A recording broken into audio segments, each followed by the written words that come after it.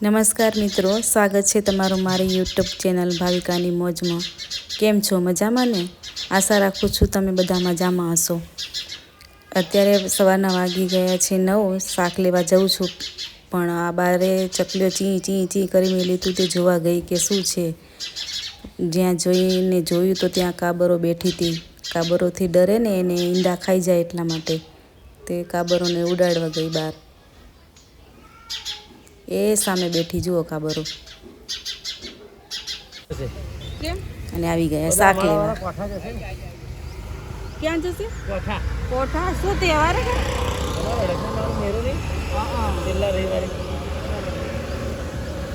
બટાકા તો હતા ને ઘરે।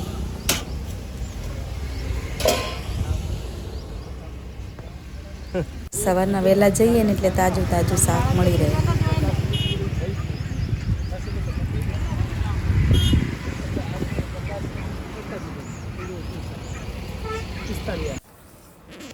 અને ઘરે આવ્યા તે વાગ્યા હતા 10, એટલે બપોરને જમવાના હજી વાર હતી તે ભૂખ લાગી હતી, થોડોક નાસ્તો કરવા બેઠી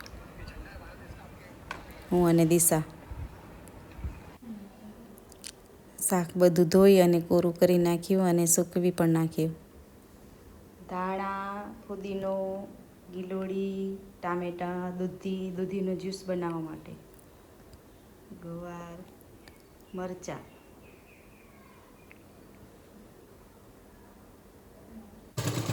અને પાછી બેસી ગઈ મશીને। બ્લાઉઝ અધૂરું હતું એટલે પૂરું કરવું હતું।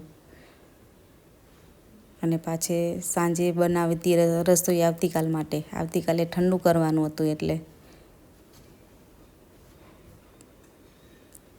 આવતીકાલની રસોઈની તૈયારી।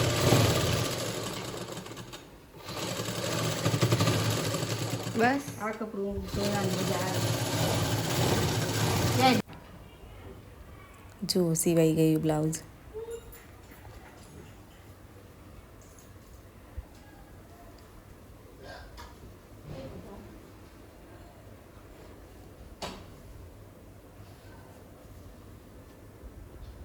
દિશાનું છે।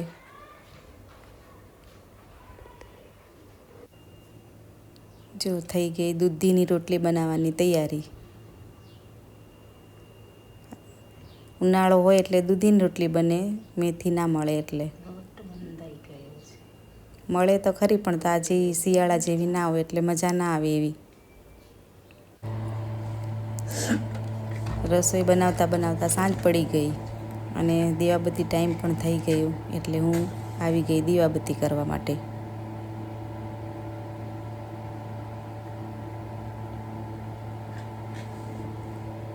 રસોઈ એટલે કાલની રસોઈ।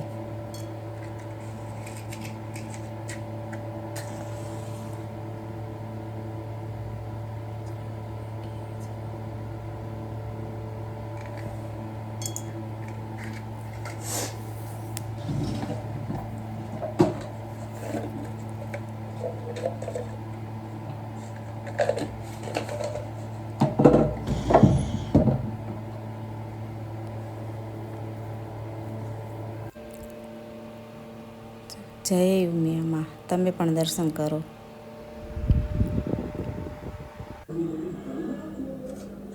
સાંજનું જમવાનું પતી ગયું, કામ બામ પતી ગયું અને હવે વધાવું છું ચૂલાને, કારણ કે આવતીકાલે ઠંડુ છે એટલે ચૂલાને ટાઢા કરવા પડે ને। અમારામાં ચૈત્ર વદ તેરસના ઠંડુ ખાઈએ એટલે આગલે દિવસે તૈયારી કરવી પડે ને। અમારે વરસમાં 2 વાર ઠંડુ કરીએ।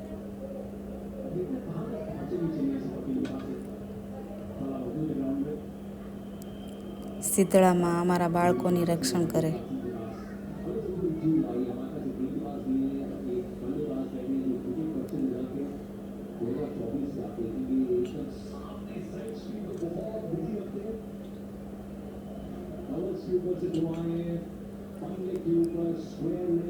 આ તેરસ ઘણા કરે છે, ઘણા નથી કરતા।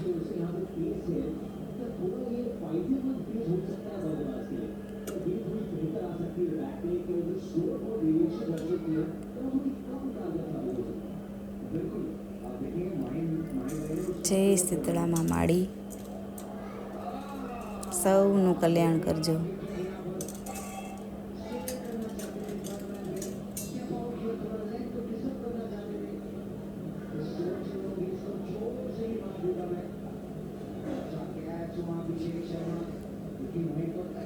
અને જુઓ અમારા સાહેબ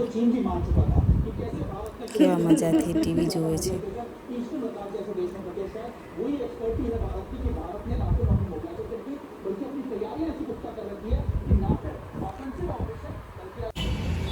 અને બીજે દિવસે સવારે ઘરનું કામ પતાવી અને તેરસના દિવસે જઈએ છીએ મંદિરે. કયા કયા મંદિરે કયા કયા ભગવાનના દર્શન કરીએ છીએ તે જોવા માટે બન્યા રહો આ બ્લોગ પર.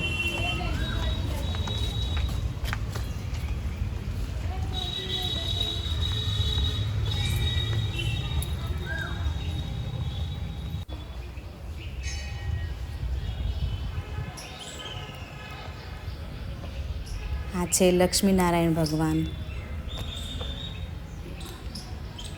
લક્ષ્મીનારાયણ અમારા ઈષ્ટદેવ છે.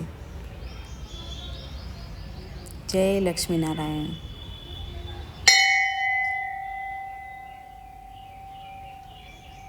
જેના જેના ઈષ્ટદેવ લક્ષ્મીનારાયણ હોય એ કમેન્ટમાં જય લક્ષ્મીનારાયણ અવશ્ય લખજો.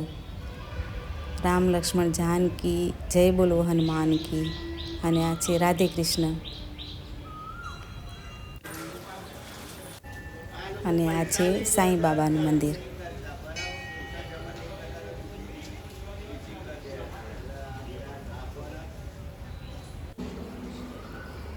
અને અહીંયા છે બધા અલગ અલગ શિવલિંગો. અહીંયા બધા જ અભિષેક કરી શકે એટલા માટે.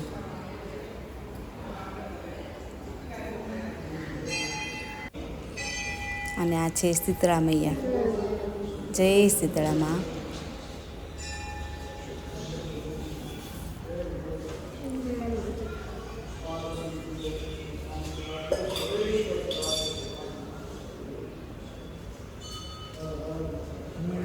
આ ગણપતિ બાપા. અને આ બાજુમાં છે બળિયાદેવ.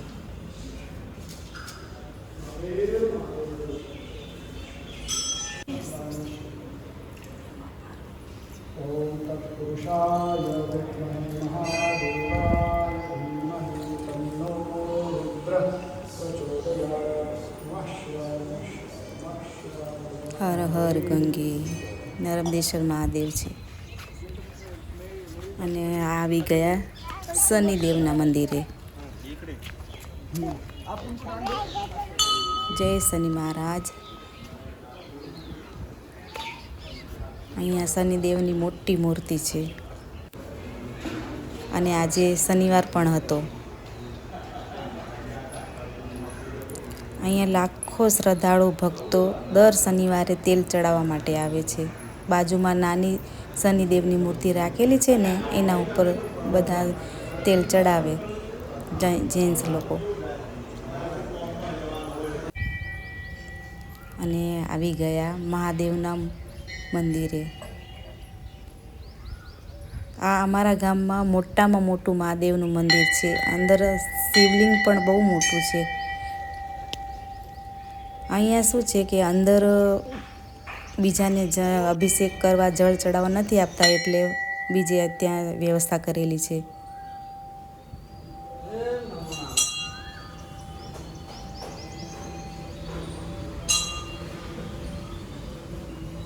જો કેટલું મોટું વિશાળ મંદિર છે મહાદેવનું. જય કપિલેશ્વર મહાદેવ.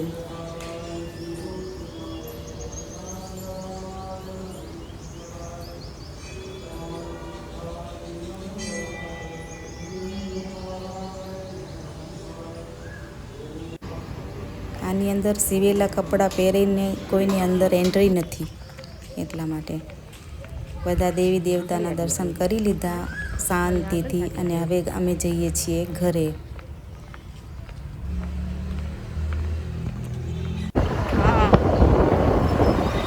આવજો મિત્રો, ફરી મળીએ આવતીકાલના બ્લોગ પર. ત્યાં સુધી સૌને મારા જય શ્રી કૃષ્ણ. Bye bye.